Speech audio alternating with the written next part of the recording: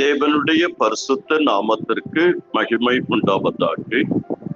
Prayer voice chat குழுமத்தின் மூலமாக உங்கள் அனைவரையும் இந்த காலை வேளையில் சந்திப்பதில் மிக்க மகிழ்ச்சி அடைகிறேன். இன்று காலை தியானம், கிறிஸ்து நம்முடைய உதாரணர், கிறிஸ்து நம்முடைய முன்மாதிரி, கிரைஸ்ட் அவர் எக்ஸாம்பிள். வேத பாடம் யோவான் 13வது அதிகாரம் 1 முதல் 15 வரை. கிறிஸ்து நம்முடைய வாழ்க்கையில் அன்பில் முன்மாதிரி, கிரைஸ்ட் அவர் எக்ஸாம்பிள் இன் லவ். யோவான் 13:34-35.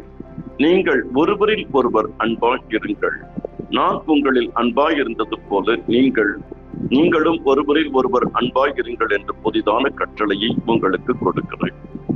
பிதாவாகிய தேவன் அன்பின் தேவன், குமாரனாகிய தேவன் அன்பின் தேவன், பரிசுத்த ஆவியாகிய தேவன் அன்பின் தேவன்.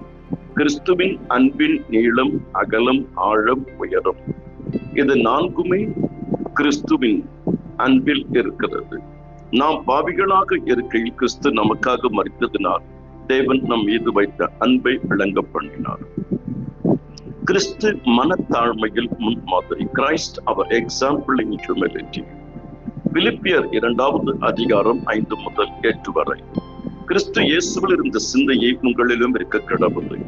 அவர் தேவனுடைய ரூபமாய் இருந்தும் தேவனுக்கு சமமாய் இருப்பதை கொள்ளையாடின பொருளாக எண்ணாமல் தம்மை தாமே வெறுமையாக்கி அடிமையின் ரூபம் எடுத்து மனுஷர் சாயலானார். அவர் மனுஷ ரூபமாய் காணப்பட்டு மரண பரியந்தமும், அதாவது சிலுவையின் மரண பரியந்தமும் கீழ்ப்படிந்தவராகி தம்மை தாமே தாழ்த்தினார்.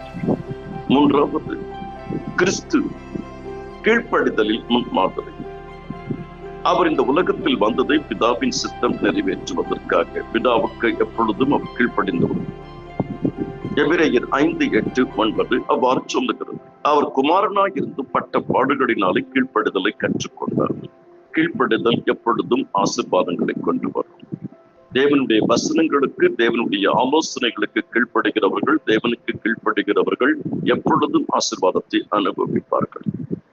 4வது, ஊழியத்தில் அவர் நமக்கு முன்மாதிரி, கிரைஸ்ட் அவர் எக்ஸாம்பிள் இன் சர்வீஸ், கிரைஸ்ட் அவர் example in ministering the word.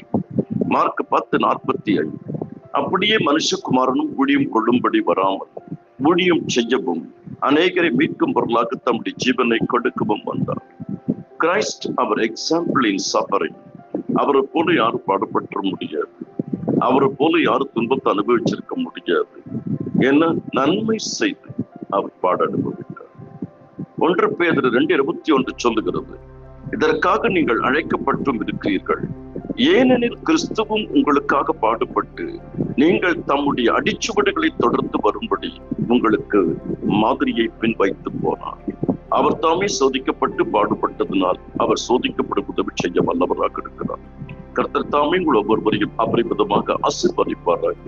கர்த்தர் உங்களையும் என்னையும் சிறப்பான ஆசீர்வாதத்துக்கு, சிறப்பான சுதந்திரத்துக்கும், சிறப்பான நன்மைக்கும் ஆயத்தம் பண்ணி கொண்டிருக்கிறார். வாழ்க்கை எல்லா வளமுடன் நல்லதே நடக்கும், விரைவில் நடக்கும். ஆமென், ஆமென்.